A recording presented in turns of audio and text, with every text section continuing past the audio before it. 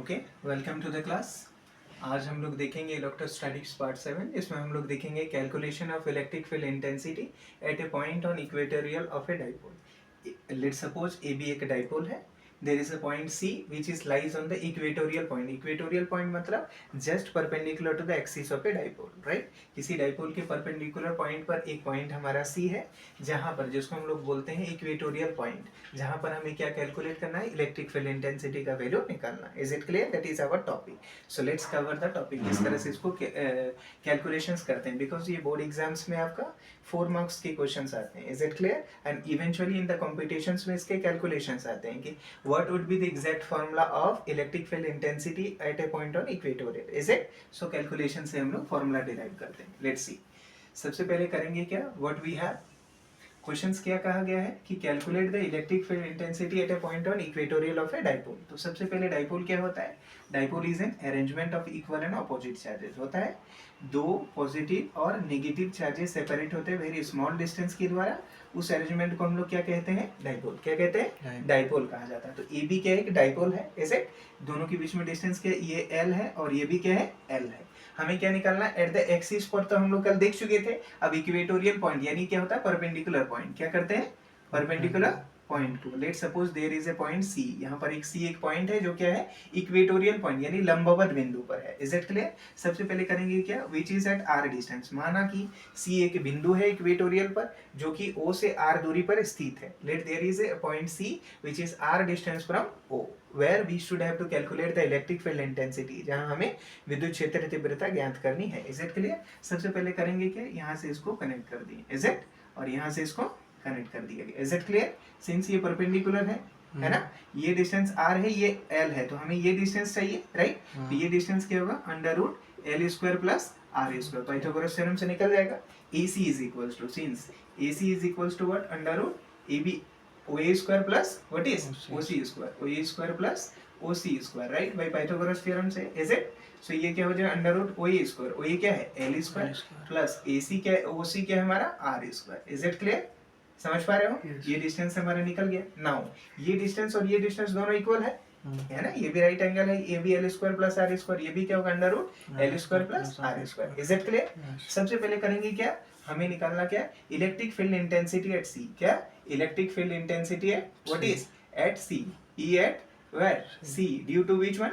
किसके कारण? ए के कारण। Due to A, due to A. तो इसको मान लेते हैं electric field intensity A. Is it clear? Electric field intensity का वैल्यू क्या होता है? 1/4 epsilon naught what is Q1 Q2।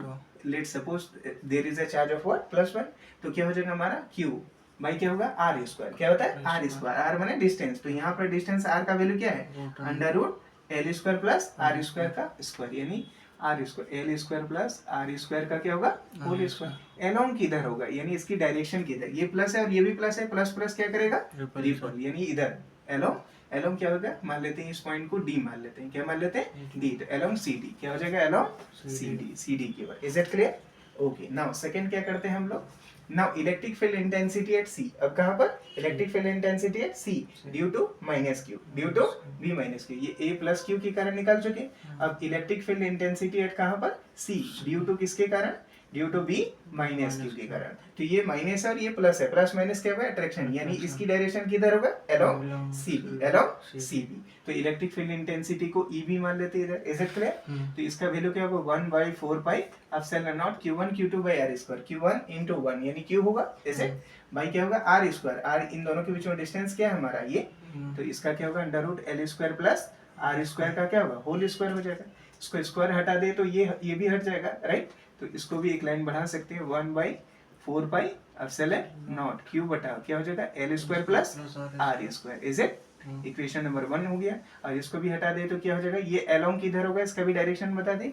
Along किधर होगा? C B, along C B की ओर, क्योंकि ये क्या है? प्लस माइनस अट्रैक्शन हो जाएगा। Is it? सो हमारे पास अब डायरेक्शन हमारे पास दो आ गए, इधर डायरेक्शन ई बी का हो गया और इधर डायरेक्शन क्या हमारा? ई ए का। Is it clear? गुड, ये तक क्लियर है sir? So what is at first क्या निकाले हम लोग, electric field intensity at C due to plus Q के कारण इसका डायरेक्शन अपवर्ड होगा, प्लस प्लस रिपल। फिर हम लोग electric field intensity at C due to B minus Q, ये इसका डायरेक्शन इधर है। तो दो अलग अलग दो वेक्टर्स दो अलग अलग है, तो दोनों के बीच में रिजल्टेंट वेक्टर निकाला जाता है। Is it clear? तो रिजल्टेंट वेक्टर अब हम लोग देखेंगे, पहले इसको लिख देते हैं 1/4πε0 क्यू बाई ये स्क्वायर से अंडर रूट खत्म L square plus R square. Is it? इसका equation number 2। Is it clear? अब देखेंगे since E A and E B क्या है हमारा, ई ए एंड ई बी दोनों का मैग्नीट्यूड क्या है, दोनों का मैग्नीट्यूड लिया जाए तो दोनों का मैग्नीट्यूड सेम है, यस या नो? दोनों का मैग्नीट्यूड क्या है हमारे पास, सेम है, that is what q/4πε L square दोनों का मैग्नीट्यूड सेम है, बट डायरेक्शंस क्या है, अलग अलग। सो हमें क्या निकालना है, since E A and E B are two different direction, are on different direction, अलग अलग डायरेक्शंस है। सो अलग अलग डायरेक्शंस होने की वजह से क्या निकालना पड़ेगा हमें, रिजल्टेंट वेक्टर। क्या निकालना पड़ेगा, रिजल्टेंट। तो रिजल्टेंट वेक्टर देखिए, लेट सपोज ये एंगल क्या है हमारा, थीटा। ओके, सो देखिए यहाँ पर हम लोग यदि एक डॉटेड लाइन मिला दे, ये एंगल थीटा है तो ये एंगल भी क्या होगा हमारा, थीटा होगा। Is it? और ये एंगल भी क्या होगा हमारा, थीटा होगा। Is it clear? अब देखिए क्या होता है, ये जो हमारे पास ई ए है इसको बोलते हैं स्प्लिट ऑफ वेक्टर। कोई भी वेक्टर यदि हो तो कोई भी वेक्टर यदि मान लेते हैं इस तल पर यदि ये एंगल थीटा है, क्या हमारा थीटा है, तो ये जिधर इसको दो भागों में बढ़ता है, ये एक cos थीटा और एक sin थीटा में बढ़ जाता है। जिधर थीटा होता है, जैसे मान लेते हैं ये P है तो ये वाला क्या होता है, P cos थीटा, क्या होता है P cos थीटा, और परपेंडिकुलर क्या होता है P sin थीटा, क्या होता है P sin थीटा। यानी कोई वेक्टर x एक्सिस और y एक्सिस में बढ़ जाता है, x एक्सिस में cos थीटा और y एक्सिस में sin थीटा। तो यहाँ पर हमारे पास एक वेक्टर ई है, तो इसका स्प्लिट क्या हो जाए, जिधर ये थीटा है उधर क्या होता है cos थीटा, क्या हो जाएगा cos थीटा, और इसके परपेंडिकुलर क्या होगा sin थीटा, क्या होगा ई sin थीटा। समझ में आ रहा है? Is it clear? सिमिलरली इधर भी हमारा क्या है, EB क्या है हमारे पास, EB ये थीटा है तो इधर क्या होगा EB cos थीटा, क्या हो जाएगा EB cos थीटा, और इसके परपेंडिकुलर क्या होगा EB sin थीटा, क्या होगा EB sin theta. Is it clear?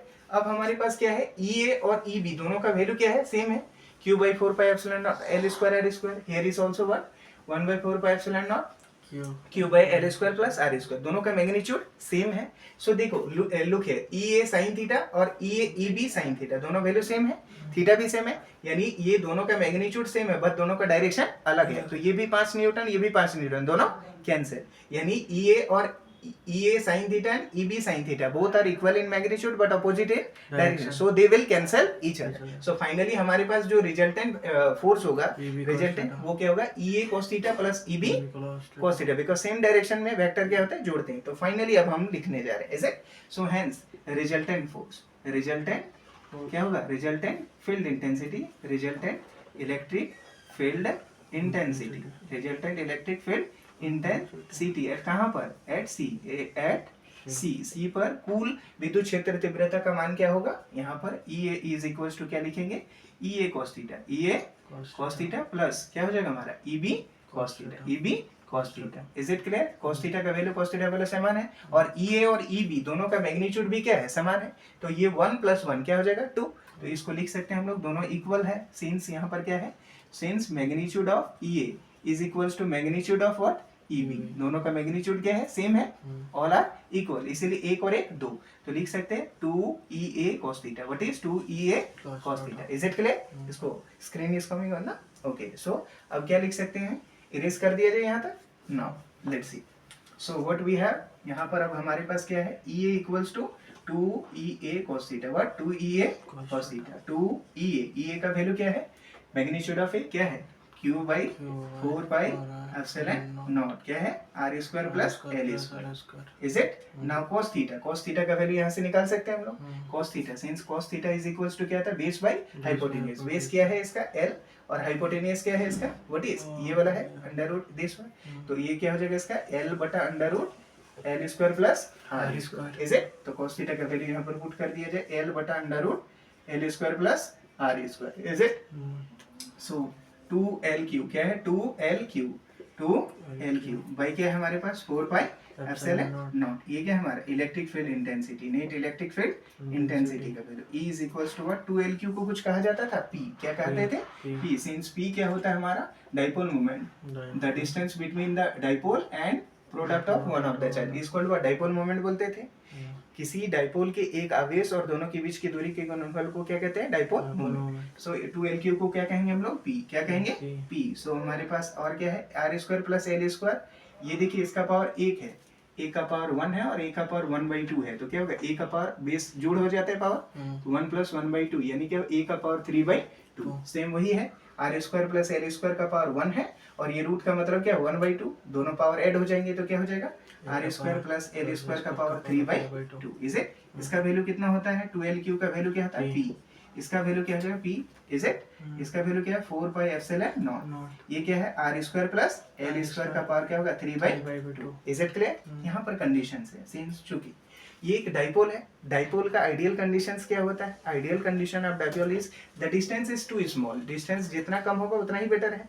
तो यहाँ पर L क्या है? बहुत छोटा है, L बहुत छोटा है, और R क्या है? बहुत बड़ा है। R जो at a point of R distance पे C पॉइंट है, लुक हियर, C पॉइंट जो है जो कि कितना दूरी पर है? R distance. तो R क्या है? बड़ा है और L क्या है? छोटा है। तो यहाँ पर कंडीशंस क्या होगा? R is very much greater than L।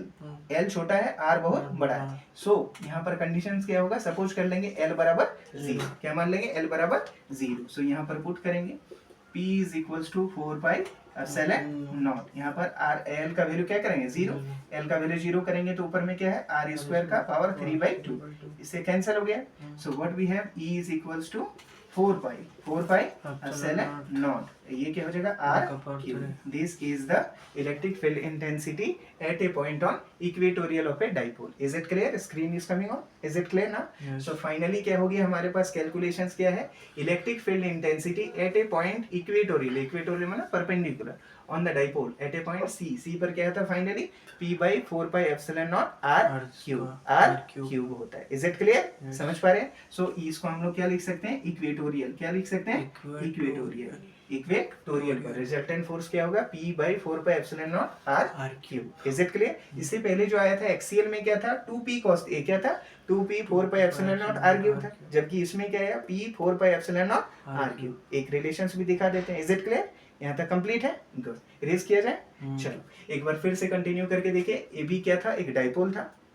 L distance, R distance, we have to calculate क्या था? Calculate electric field intensity at a point on a dipole. किसी डाइपोल के इक्वेटोरियल पॉइंट यानी परपेंडिकुलर पॉइंट पर। तो let suppose C is a point, C एक बिंदु है जो कि R डिस्टेंस पर है, जहां हमें क्या ज्ञात करना है? इलेक्ट्रिक फील्ड इंटेंसिटी निकालना। प्लस Q की वजह से C पर इलेक्ट्रिक फील्ड का इंटेंसिटी क्या होगा? Electric field intensity at C due to A plus Q की वजह से क्या होगा? 1/4πε0 Q बटा r²। R दोनों के बीच में डिस्टेंस क्या है? √L² r² का स्क्वायर था। क्लियर? फिर क्या था हमारा? Electric field intensity at C B minus Q की वजह से क्या होगा? Plus minus minus attraction force.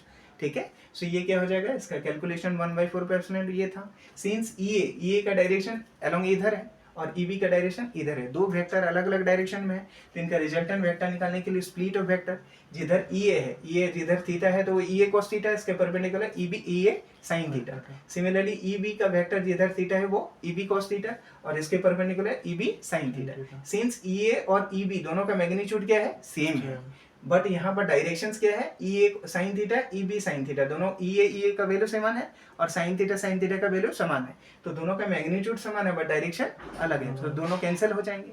अब रिजल्टेंट वेक्टर क्या है? EA cos theta, EB cos theta. So the resultant vector क्या होगा? EA cos theta plus EB cos theta. EA और EB दोनों का वैल्यू समान है, इसीलिए एक और एक दो यानी दुगुना हो जाएगा। इधर 2A cos थीटा लिख दे या 2B cos थीटा। फिर हम लोग कैलकुलेशंस यहाँ पर देखे 2EA cos थीटा, EA का वैल्यू पुट कर दिया Q/4πε0 r² L², cos theta का वैल्यू एंगल से निकाल दिया गया, cos theta equal to base by hypotenuse. Is it clear? So आपके पास ये कैलकुलेशंस आ गया। Is it clear? फिर हम लोगों ने कंडीशंस देखा। सिंस आइडियल की कंडीशंस में क्या है? डिस्टेंस जितना कम हो उतना ही ज्यादा बेटर है, तो L बहुत छोटा होता है जबकि R डिस्टेंस क्या है? ज्यादा है, तो L is very much smaller than R। R बड़ा है, L छोटा है। सपोज कर लेंगे कि L का मान बहुत छोटा है 0, तो यहाँ पर पुट कर दिया L का वैल्यू 0 और आपके पास ये कैलकुलेशंस आ चुका है। Is it clear? So hence the electric field intensity at a point on the equatorial is equals to what? E P/4πε0 r³। Is it clear? चलिए गुड, धन्यवाद। Okay, is it clear? Now अब हम लोग एक second के लिए बस है कि what is the comparison between what? Electric field intensity eight axis and equatorial. Okay, so last एक लाइन्स और भी आप देख सकते हैं, that's very important equations. What? EXCL क्या था? कोई एक डाइपोल है हमारे पास, राइट? AB था, इज इट? यहाँ पर इसके एक्सियल में एक पॉइंट सी था, हम लोगों ने देखा, इसको बोलते थे electric field intensity eight axial. Axial में क्या था हमारा 2p, क्या था हमारे पास 2p 4πε0 r³ था। Is it clear? जबकि अभी हम लोगों ने क्या देखा, electric field intensity at a point on equatorial, किसी इक्वेटोरियल पर क्या होता है, कोई एक डाइपोल है ए बी, इज इट, इसके इक्वेटर यानी परपेंडिकुलर पॉइंट पर एक बिंदु सी था, तो इसमें इलेक्ट्रिक फील्ड इंटेंसिटी का वैल्यू हम लोगों ने क्या देखा, ई इक्वेटोरियल का वैल्यू क्या था, p बाई 4πε0 r³। अब दोनों को डिवाइड कर दे तो क्या होगा, यानी ई एक्सियल बाई ई इक्वेटोरियल का वैल्यू कितना होगा, क्या बता सकते हैं? That's a very important questions for boards, right, और कॉम्पिटिशंस के लिए भी। देखिए ये p से p कैंसिल हो गया, 4πε0 से 4π, r³ से r³, यानी क्या बचा 2, क्या होगा ratio 2, hence E axial by E equatorial is equals to 2 होता है। Is it clear? सो इस तरह से आपका ये पॉइंट दोनों क्लियर हो गया। Is it clear? क्या है हमारे पास, calculation electric field intensity on a dipole, dipole के एक्सियल में भी देख लिया और इक्वेटर। आपके बोर्ड एग्जाम्स और कॉम्पिटिशन्स में फॉर्मूला पूछे जाएंगे और बोर्ड एग्जाम में डेरिवेशंस पूछे जाएंगे। मैं इसीलिए बता रहा हूँ so that you will be able to understand how there appears, किस तरह से आ रहे हैं। Is it clear? सो जय हिंद, टेक केयर।